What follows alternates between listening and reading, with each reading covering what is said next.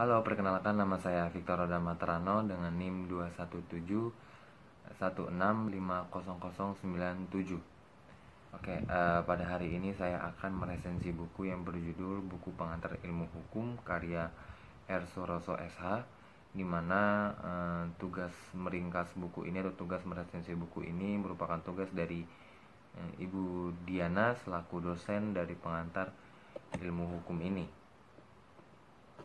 Nah, sekarang kita masuk ke bagian pertamanya, yaitu pengertian tentang pengantar ilmu hukum. Di sini ada segi pengantar ya. Dalam segi pengantar itu diartikan dalam bahasa Belanda inleiding dalam bahasa Belanda, dan juga introduction dalam bahasa Inggris yang berarti memperkenalkan ilmu hukum. Nah, lalu sini juga dari segi ilmu hukum ada cross, di mana memberikan definisi ilmu hukum adalah sebagai ilmu hukum yaitu segala pengetahuan hukum dalam segala bentuknya dan manifestasinya. Itu tadi menurut teori Cross. Dan lalu di sini juga ada dari arti hukum dari segi etimologi, di mana hukum itu kata hukum sendiri berasal dari bahasa Arab atau bentuk tunggal dan terkandung pengertian bertalian erat dengan pengertian yang dapat melakukan paksaan.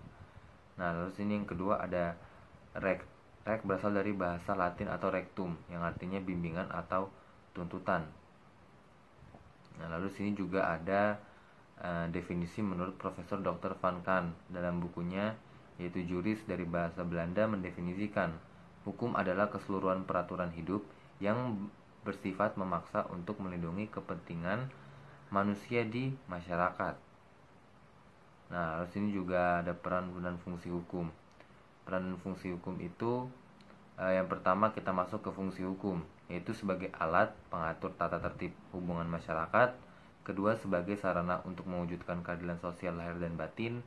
Dan ketiga, sebagai penggerak pembangunan. Dan keempat, fungsi kritis hukum. Dan kita masuk ke tujuan hukum. Menurut Dr. Wirjono Projodikoro SH, di mana bukunya berjudul Perbuatan Melanggar Hukum. Tujuan hukum adalah mengadakan keselamatan, kebahagiaan, dan tata tertib dalam masyarakat. Nah, di sini juga ada Allgemeine Regels. Allgemeine Regels adalah peraturan-peraturan umum menjadi patokan awal, yaitu Regeling der Cooperative Verenigingen tahun 1876 dan berubah menjadi Regeling der Cooperative Verenigingen tahun 1925 dan pada tanggal 28 Mei 1925. Dan juga keadilan yang disinggung dari Allgemeine Regels yaitu keadilan distributif dan keadilan kumulatif. Nah, sini juga ada hukum yang ditaati orang. Menurut Utrecht, hukum yang harus ada orang menaati hukum bermacam-macam sebabnya, yaitu orang merasa bahwa peraturan itu dirasakan sebagai hukum, menganggap peraturan hukum bersifat rasional. 3, karena masyarakat menghendakinya. 4, karena adanya paksaan atau sanksi. Lalu ada kodifikasi dan perkembangan hukum. Nah, pengertian tentang kodifikasi hukum adalah pembukuan hukum dalam suatu himpunan undang-undang dalam materi yang sama. Nah, ada tujuan juga dari kodifikasi hukum. Tujuannya adalah agar didapat suatu kesatuan hukum dan suatu kepastian hukum.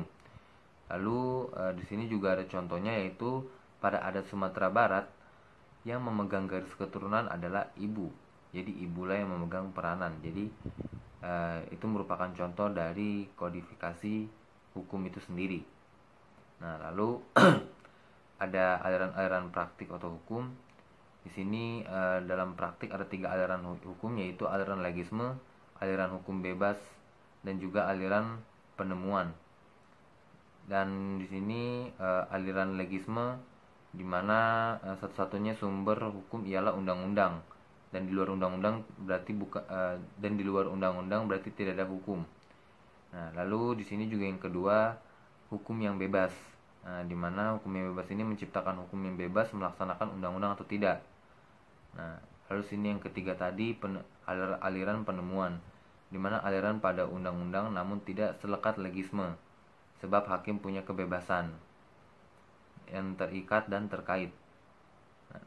Dan aliran hukum di Indonesia menggunakan aliran Rechtswiding, yang berarti hakim yang memutuskan perkara yang berpegang pada undang-undang dan hukum lainnya.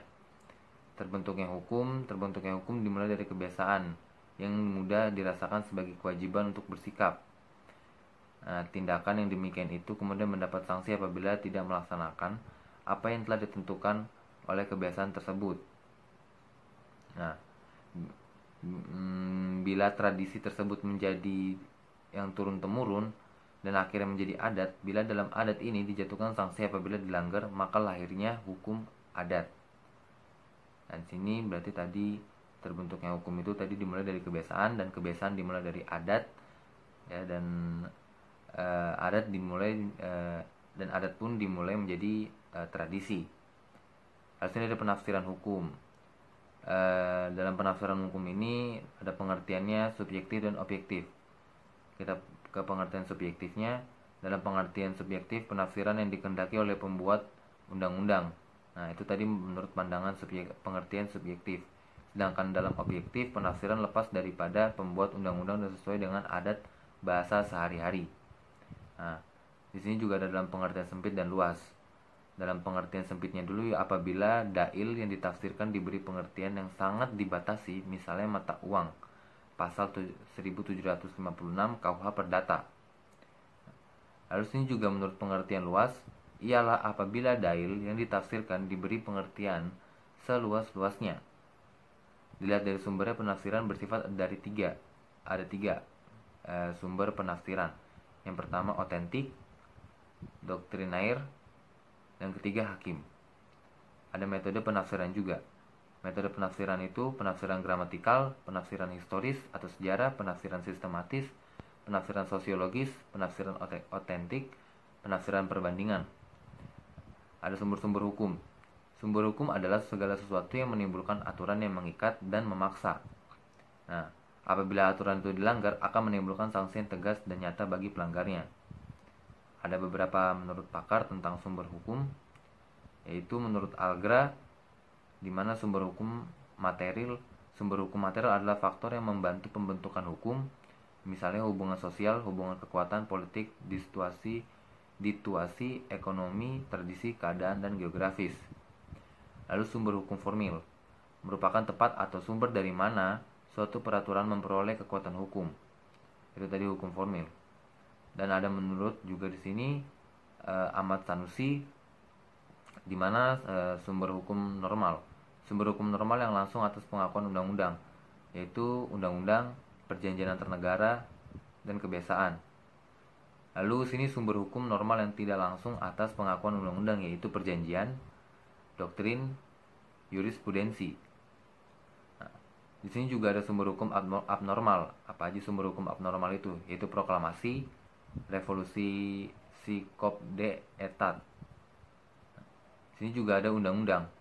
Undang-undang itu apa? Undang-undang adalah suatu peraturan negara yang mempunyai kekuatan hukum yang mengikat dan diadakan dan dipelihara oleh penguasa negara.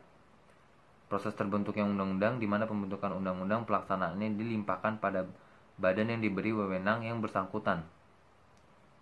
Lalu sini juga ada dua sistem dalam pembuatan undang-undang, yaitu sistem umum, di mana sistem penyusunan isi daripada undang-undang dengan hanya mengisi pokoknya saja. Lalu juga yang kedua, sistem undang-undang lengkap, yaitu undang-undang oleh pembuatnya diisi dengan pasal-pasal yang lengkap, terperinci dan juga jelas. Ada sini juga ada hak menguji, di mana hak menguji itu yaitu merupakan suatu hak peraturan perundang-undangan yang bertentangan dengan perundang-undangan dan atau tidak terutama Perundang-undangan Dasar 1945. Hal menguji ini terbagi menjadi dua.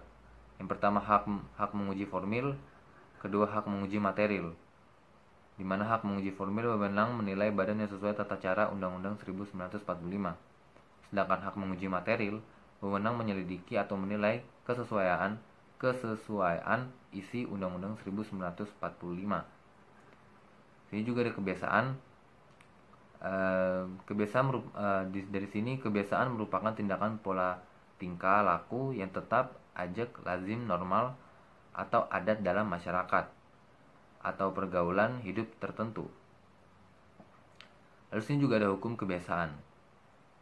Utrecht dalam buku pengantar ilmu hukum Indoxia tahun 1966, di mana dia mengatakan di sini atau menyebutkan hukum kebiasaan adalah himpunan kaidah yang biarpun tidak ditentukan oleh badan-badan perundang-undangan dalam suasana atau kenyataan ditaati juga karena orang sanggup menerima kaidah-kaidah itu sebagai hukum dan telah ternyata kaidah tersebut dipertahankan oleh penguasa-penguasa masyarakat lain yang tidak termasuk lingkungan badan-badan perundang-undangan. Nah, harus ini juga ada perbandingan antara hukum kebiasaan dan undang-undang. Di sini yang pertama ada kelemahan hukum kebiasaan, di mana kelemahan hukum kebiasaan ini bersifat tidak tertulis dan tidak menjamin kepastian hukum dan sifatnya beraneka ragam. Lalu yang kedua, persamaan antara hukum kebiasaan dan undang-undang, di mana keduanya merupakan penegasan pandangan hukum yang terdapat dalam masyarakat. Lalu yang B, kedua-duanya merupakan perumusan kesadaran hukum suatu bangsa. Ada hukum kebiasaan dan hukum adat. Hukum adat termasuk dalam hukum kebiasaan. Nah, kebiasaan disebut istilah adat dan kata adat berasal dari bahasa Arab. Nah, lalu sini hukum adat merupakan hukum tak tertulis, disebut juga hukum tradisional. Adat istiadat adalah peraturan kebiasaan sosial yang sejak lama ada dalam masyarakat. Dan juga di sini ada penggolongan dan klasifikasi hukum. Penggolongan klasifikasi yang lazim dipergunakan berdasarkan pada pertama, berdasarkan sumbernya. Di sini sumber hukum dapat dibagi menjadi dalam yang pertama, hukum undang-undang, hukum traktat, hukum kebiasaan, hukum jurisprudensi, dan hukum ilmu.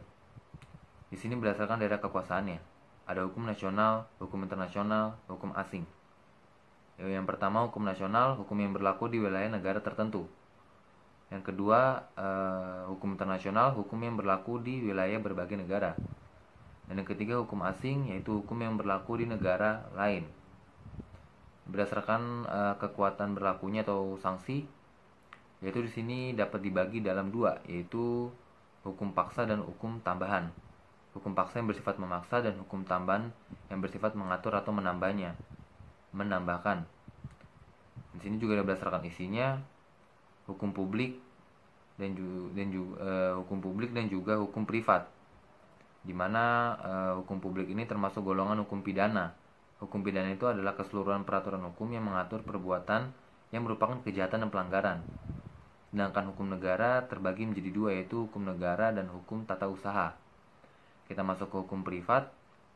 Hukum privat di mana hukum yang bertujuan menjamin adanya kepastian di dalam hubungan antara orang yang satu dengan yang lain. Lalu di sini juga yang termasuk hukum privat yaitu hukum perdata, hukum dagang, dan hukum perselisihan. Lalu di sini juga ada hukum berdasarkan bentuknya, ada hukum tertulis dan hukum tidak tertulis. Dan di sini hukum tertulis di mana hukum yang dapat dicantumkan dalam pelbagai peraturan UU. Nah, sedangkan hukum tidak tertulis atau hukum kebiasaan yang disebut common law atau di Indonesia adalah adat law, adat hukum adat. Lalu sini juga hukum berdasarkan wujudnya, ada hukum objektif dan subjektif. Hukum objektif yaitu suatu negara yang berlaku umum dan tidak mengenai orang atau golongan tertentu. Dan itu tadi hukum objektif dan hukum subjektif. Hukum yang timbul dari hukum objektif yang berlaku terhadap seorang tertentu atau lebih. Dan sini juga hukum berdasarkan waktu berlakunya. Ada ius constitutum dan juga ada ius constituendum dan juga ada hukum asasi. Yang pertama tadi ius constitutum, di mana hukum yang berlaku di masyarakat tertentu dalam suatu daerah, itu ius constitutum. Dan ius constituendum yang diharapkan berlaku pada waktu yang akan datang. Dan sedangkan hak asasi atau hukum alam, di mana hukum yang berlaku di mana-mana, kapan saja dan untuk siapa saja. Dan juga ilmu hukum sebagai ilmu. Di sini ada macam-macam secara berurutan tentang kaidah hukum dan kaidah sosial, dan kita masuk ke kaidah sosial. Ada kaidah susila, di mana kaidah yang paling tua terdapat dalam diri manusia itu sendiri dan berasal dari hati nurani. Contohnya jangan mencuri, lalu hormatilah sesamamu, jangan berzina ataupun jangan membunuh. Dan pelanggaran atas kaidah ini yaitu sanksinya adalah penyesalan. Kaidah kesopanan di mana ketentuan hidup yang timbul dari pergaulan dalam masyarakat. Dan norma kesopanan pada dasarnya adalah kepantasan dan kebiasaan. Pelanggaran atas norma kesopanan menimbulkan celaan dari sesamanya. Contoh kaidah kesopanan misalnya menghormati orang tua, meminta izin terlebih dahulu bila masuk rumah orang lain, jangan meludah di depan orang lain. Ada kaidah agama atau kaidah kepercayaan, di mana norma sosial yang aslinya dari Tuhan yang isinya larangan atau perintah-perintah dan ajaran. Norma agama merupakan ketentuan hidup manusia ke arah yang baik dan benar. Dan pelanggaran dan akibat dari sanksinya ini adalah datang dari akhirat nanti oleh Tuhan. Dan ada juga contoh norma agama dan kepercayaan, jangan membunuh sesama manusia, hormatilah ibu bapamu, jangan berbuat cabul dan jangan mencuri. Lalu sini juga ada kaidah hukum, di mana norma hukum dijatuhkan kepada sikap lahir manusia. Norma ini mempunyai sifat memaksa untuk melindungi kepentingan manusia. Lalu juga sifat yang nampak pada norma hukum adalah adanya paksaan dari luar atau sanksi. Lalu yang kedua adalah sifat undang-undang yang berlaku bagi siapa saja.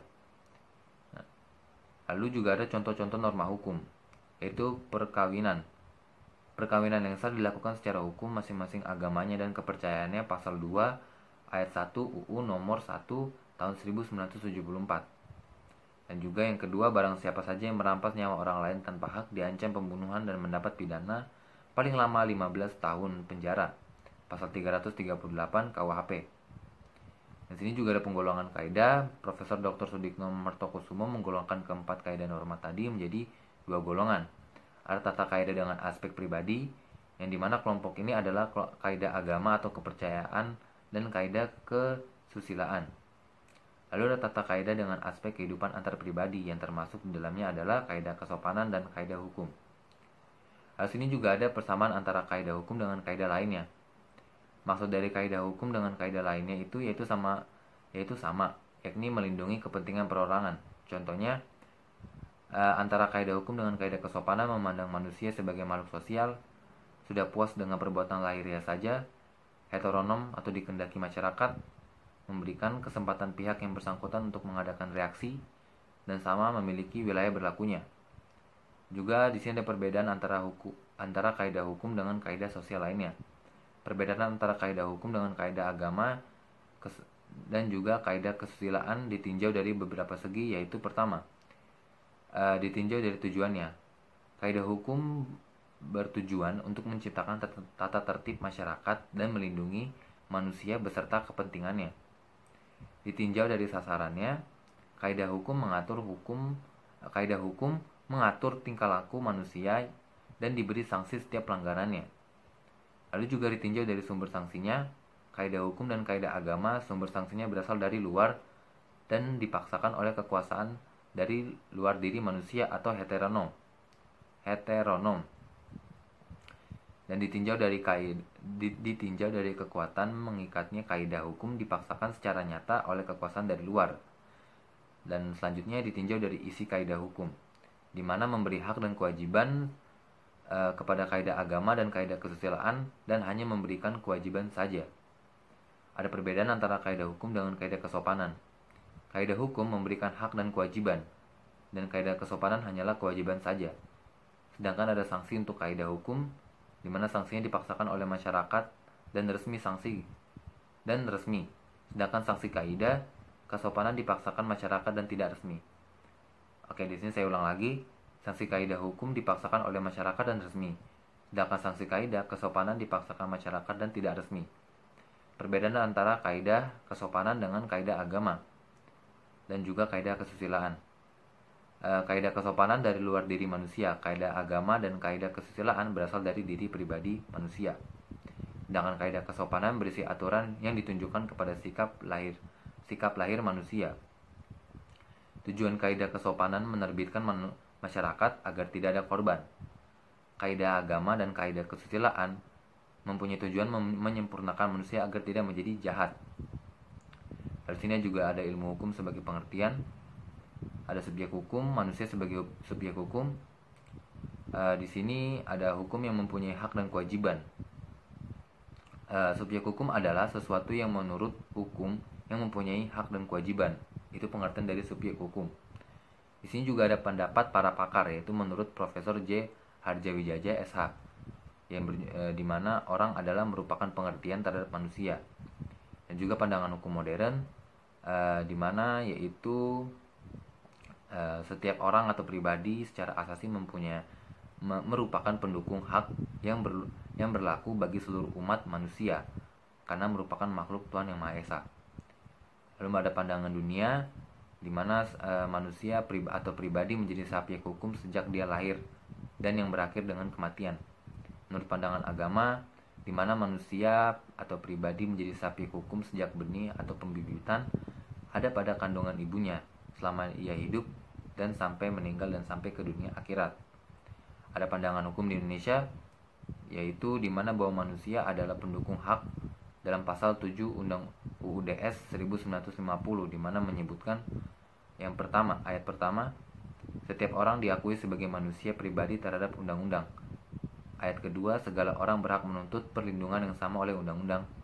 Ayat ketiga, segala orang berhak menuntut perlindungan yang sama terhadap tiap-tiap pembelakangan dan terhadap tiap-tiap pengasutan untuk melakukan pembelakangan demikian. Terus ini ada ayat keempat, setiap orang berhak mendapat bantuan hukum yang sungguh-sungguh dari hakim yang ditentukan untuk melawan perbuatan-perbuatan yang berlawanan dengan hak-hak dasar yang diperkenankan kepada menurut hukum. Lalu sini ada objek hukum atau benda, di mana sebagai benda atau zat sebagai objek hukum. Objek hukum adalah segala sesuatu yang berguna bagi subjek hukum manusia. Yaitu ada dasar hukumnya juga, di mana berdasarkan undang-undang yang mengatur tentang benda, yaitu buku kedua KUHP Perdata, Undang-Undang Pokok Agrarian UU nomor 5 tahun 1960, dan ketiga Undang-Undang nomor 21 tahun 1961, di mana undang-undang tentang merek perusahaan dan merek perniagaan. Lalu sini juga ada manusia sebagai objek hukum, di mana di zaman perbudakan manusia dijadikan dan dianggap sebagai benda dan dapat diperjualbelikan, dapat disewakan dan disiksa, dan juga disembelih seperti binatang tanpa adanya pembelaan. Lalu juga ada pandangan hukum modern, di mana masa perbudakan ini sudah tidak ada lagi perbudakan dan dianggap sebagai suatu perbuatan yang bertentangan dengan kemanusiaan. Ada pandangan agama, di mana menurut ketentuan agama manusia sebagai budak tidak dibenarkan, karena agama menegaskan bahwa manusia adalah makhluk sempurna di bumi dan mempunyai derajat yang lebih tinggi daripada makhluk lainnya seperti binatang. Ada peristiwa hukum, di mana macam-macam peristiwa hukum, peristiwa menurut hukum dan peristiwa melanggar hukum. Ada contohnya, di mana kelahiran, kematian, pendudukan tanah, pencemaran laut. Yang kedua, lingkungan hidup, jual beli, sewa menyewa, pemberian kredit, pembukaan rekening pada bank, perjanjian negara, dan pembunuhan dan lain-lain. Lalu juga yang ketiga, ada kejadian atau peristiwa yang dapat terjadi karena perbuatan manusia dan juga keadaan. Peristiwa hukum tunggal dan majemuk, yaitu di mana terdiri dari satu peristiwa saja. Lalu yang ketiga di sini ada peristiwa hukum sepintas dan peristiwa yang terus-menerus, di mana peristiwa hanya sepintas saja, seperti pembantaian, perjanjian, tawar-menawar. Dan juga di sini dan peristiwa hukum positif dan peristiwa hukum negatif. Yang keempat tadi. Terus ini juga ada hubungan hukum. Dari segi hubungan hukum, di mana tiap hukum mempunyai dua segi, yaitu kewenangan yang disebut hak dan kewajiban, di mana kewajiban ini adalah segi pasif daripada hubungan hukum. Oke, saya ulangi lagi. Segi hubungan hukum. Tiap hubungan hukum mempunyai dua segi, yaitu kewenangan dan juga kewajiban, di mana kewenangan ini yang disebut dengan hak dan kewajiban adalah segi pasif daripada hubungan hukum. Terus juga di sini ada sedikit pengertian, di mana hak dan kewajiban ini dua-duanya timbul dari suatu peristiwa hukum, misalnya jual beli, atau salah satu pasal hukum objektif, pasal 1474 KUH Perdata, di mana sini yaitu ada unsur-unsur hubungan hukum. hubungan hukum memiliki 3 unsur, yaitu yang pertama, orang-orang yang mempunyai hak dan kewajiban saling berhadapan. Contohnya si A menjual rumahnya kepada B dan wajib menyerahkan rumahnya kepada B, lalu si A berhak meminta pembayaran kepada A, ya, dan juga begitupun sebaliknya. Juga yang kedua, adapun yang berlaku sesuai dengan hak dan kewajiban. Ketiga, adanya hubungan antara pemilik hak dan pengembangan kewajiban atau adanya hubungan atas objek yang bersangkutan. Contohnya A dan B mengadakan hubungan sewa menyewa rumah. A dan B sebagai pemegang hak dan pengemban kewajiban dan juga rumah. Dan rumah adalah objek yang bersangkutan. Lalu sini kita masuk ke hak. Teori-teori tentang hak. Pada abad ke-19, Jerman mengungkapkan 2 teori. Di mana pertama teori yang menganggap hak sebagai kepentingan yang terlindungi. Kedua, teori yang menganggap hak sebagai kehendak yang diperlengkapi dengan kekuatan. Dan juga yang ketiga, di kedua teori tadi masih terdapat teori gabungan, di mana mencoba untuk mempersatukan unsur-unsur kehendak dan kepentingan dalam pengertian hak dari Apeldoorn, dari A. Nah, Apeldoorn, hak adalah suatu kekuatan yang diatur oleh hukum dan kekuasaan. Lalu di sini ada Utrecht, di mana hak bukanlah kekuatan. Hak adalah jalan untuk memperoleh kekuatan, menurut Utrecht tadi. Lalu ada Lemaitre. Menurut Lemaitre, yaitu hak adalah sama dengan izin. Ada macam-macam hak, yaitu hak mutlak dan hak relatif. Hak mutlak seperti absolute rechten dan onpersoonlijk rechten dalam bahasa Belanda. Sedangkan hak relatif yaitu nisbi relatif rechten dan persoonlijk rechten dalam bahasa Belanda juga. Lalu sini juga ada hak mutlak, di mana setiap manusia mempunyai kekuasaan yang mutlak oleh hukum dan diberikan kepada subjek hukum untuk berbuat sesuatu atau bertindak. Hak mutlak juga merupakan hak yang memberikan kekuasaan kepada yang bersangkutan untuk wajib dihormati oleh orang lain. Contohnya hak pemilikan. Di sini juga ada hak relatif, di mana setiap kekuasaan atau kewenangan yang oleh hukumnya diberikan kepada subjek lain atau tertentu supaya dia berbuat sesuatu dan tidak berbuat sesuatu atau memberi sesuatu. Hak relatif bisa dibagi dalam 3 ya. Di sini yaitu yang pertama hak publik relatif, di mana hak publik relatif hanya dapat dilakukan terhadap subjek hukum tertentu. Lalu juga ada hak keluarga relatif, di mana suami istri mengikat diri dalam suatu perkawinan, itu hak keluarga relatif. Hak kekayaan relatif, di mana semua hak dan kekayaan yang bukan hak kebendaan atau barang ciptaan manusia. Saya ulang lagi tentang hak kekayaan relatif, di mana ialah semua hak kekayaan yang bukan hak kebendaan atau barang ciptaan manusia. Lalu sini juga ada perbuatan hukum. Perbuatan hukum adalah setiap perbuatan manusia yang dilakukan dengan sengaja untuk menimbulkan hak dan kewajiban. Sini juga adanya pernyataan kehendak diperlukan, yaitu adanya kehendak orang untuk bertindak dan menimbulkan akibat yang dianut oleh hukum. Yang B, pernyataan. Kehendak pertama yaitu pernyataan kehendak secara tegas yang tertulis dan mengucapkan kata dan isyarat. Yang kedua, pernyataan kehendak secara diam-diam. Misalnya, diam saat rapat berarti setuju. Lalu yang ketiga, perbuatan hukum terdiri dari perbuatan hukum sepihak dan perbuatan hukum dua pihak. Sini juga ada bukan perbuatan hukum, di mana perbuatan hukum yang tidak dilarang oleh hukum. Perbuatan ini menjadi akibat hukum yang tak tergantung pada kehendak, di mana sesuai dengan pasal 1354 KUH Perdata. Sini juga ada perbuatan yang dilarang oleh hukum, di mana perbuatan yang dilarang oleh hukum atau perbuatan melawan hukum yaitu sesuatu perbuatan yang menimbulkan kerugian kepada orang lain dan mewajibkan si pelaku atau pembuat yang bermasalah tadi untuk mengganti kerugian yang ditimbulkan. Lalu akibat hukum, ada akibat hukumnya, ialah akibat yang dari suatu tindakan yang dilakukan untuk memperoleh suatu akibat yang dikehendaki oleh pelaku dan diatur oleh hukum. Wujud akibat hukum, yaitu yang pertama berubah dan lenyapnya suatu keadaan hukum. Kedua, berubah dan lenyapnya suatu hubungan hukum. Yang ketiga, lahirnya sanksi apabila dilakukan tindakan yang melawan hukum.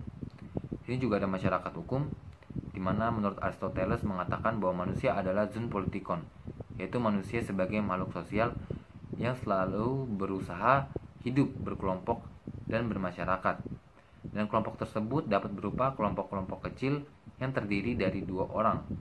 Masyarakat terdiri dari sekumpulan orang baik, tingkat desa maupun negara. Oke, saya ulang lagi. Menurut Aristoteles mengatakan bahwa manusia adalah zoon politikon. Nah, di mana kelompok-kelompok masyarakat tersebut dapat berupa kelompok kecil yang hanya terdiri dari dua orang masyarakat dan juga terdiri dari sekumpulan orang baik tingkat desa maupun negara. Lalu sini juga ada batasan masyarakat hukum. Batasan masyarakat hukum adalah sekelompok orang yang hidup dalam suatu wilayah di mana di dalam kelompok tersebut berlaku suatu rangkaian peraturan yang menjadi tingkah laku bagi setiap kelompok dalam pergaulan hidup mereka. Peraturan itu dibuat kelompok untuk berlaku bagi kelompoknya sendiri. Nah, dan kelompok lain belum tentu mempunyai perilaku atau pedoman tingkah laku yang sama sehingga timbul perbedaan aturan di sesama kelompok. Lalu sini juga pada pembentukan kelompok, di mana kelompok terjadi karena kodrat manusia sebagai makhluk sosial yang ingin hidup berkelompok. Lalu juga di sini ada faktor pendorong untuk bermasyarakat, yaitu yang pertama, kebutuhan biologis, di mana seperti masyarakat, keluarga, dan perkumpulan koperasi. Persamaan senasib seperti organisasi pengusaha kecil, koperasi produksi, dan serikat buruh. Yang ketiga, persamaan kepentingan seperti organisasi negara dan organisasi pengusaha dalam memasarkan barang produksinya. Dan juga keempat, persamaan tujuan seperti sama, yaitu mengendaki perdamaian dunia dan anti kekerasan. Lalu sini juga ada macam-macam bentuk masyarakat hukum, di mana pembentukannya itu dibentuk masyarakat hukum menjadi tiga, yaitu masyarakat teratur yang diatur dengan tujuan tertentu, dan kedua masyarakat yang teratur dengan sendirinya, dan yang ketiga masyarakat tidak teratur, di mana masyarakat yang terjadi dan terbentuk sendiri itu adalah masyarakat yang tidak teratur. Lalu menurut dasar hubungannya, yaitu masyarakat paguyuban atau Gemeinschaft, masyarakat patembayan atau Gesellschaft. Menurut dasar perkehidupan atau kebudayaannya, di mana ada masyarakat primitif, masyarakat desa dan kota, masyarakat teritorial, masyarakat genealogis, masyarakat teritorial genealogis. Lalu menurut hubungan keluarga ada keluarga inti, keluarga luas, bangsa, dan juga suku bangsa. Lalu sini juga ada ilmu hukum sebagai ilmu kenyataan. Ada antropologi hukum.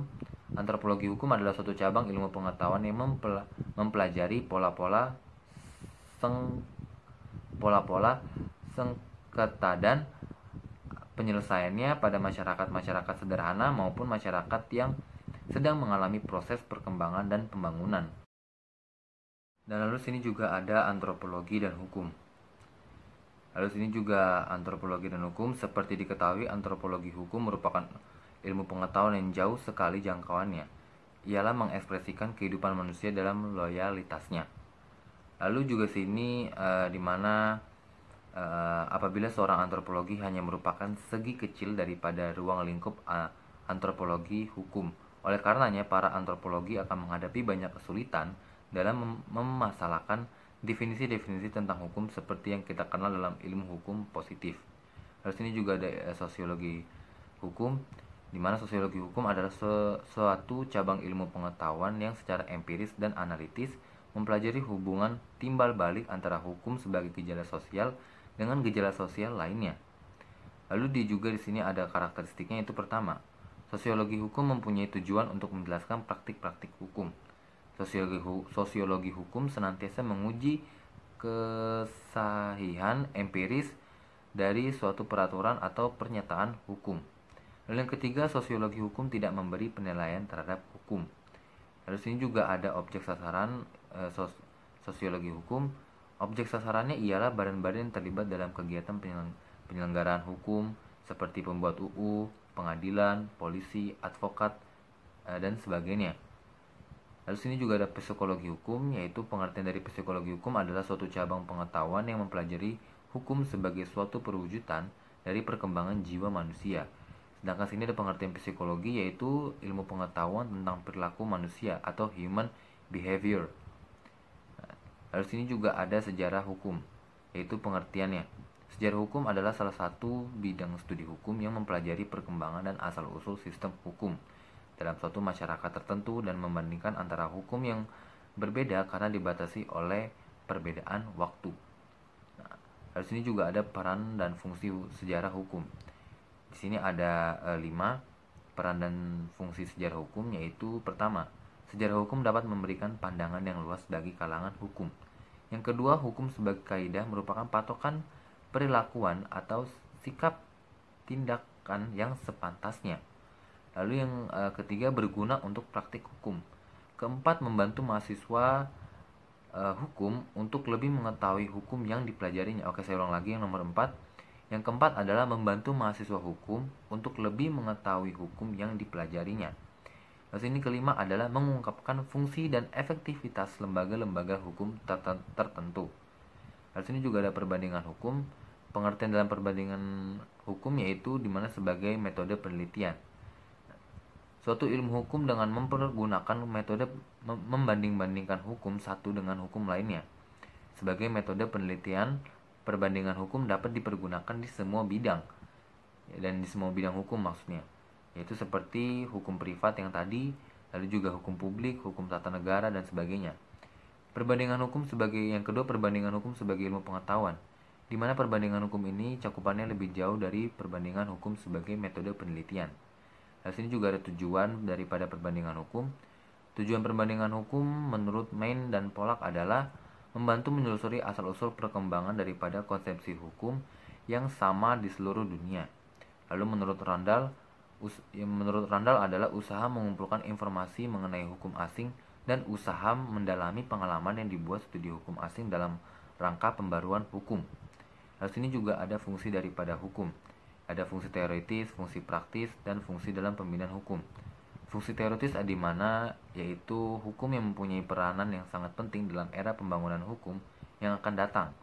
Lalu ada fungsi praktis di mana fungsi praktis ini bermanfaat sebagai teori perbandingan hukum dan bermanfaat di dalam praktik hukum khususnya bagi applied research dan pembentukan hukum baru. Lalu sini juga ada fungsi dalam pembinaan hukum di mana dapat mendalami macam-macam sistem hukum nasional dan internasional, di mana membuka mata kita untuk menunjukkan adanya berbagai macam cara untuk menyelesaikan masalah-masalah hukum.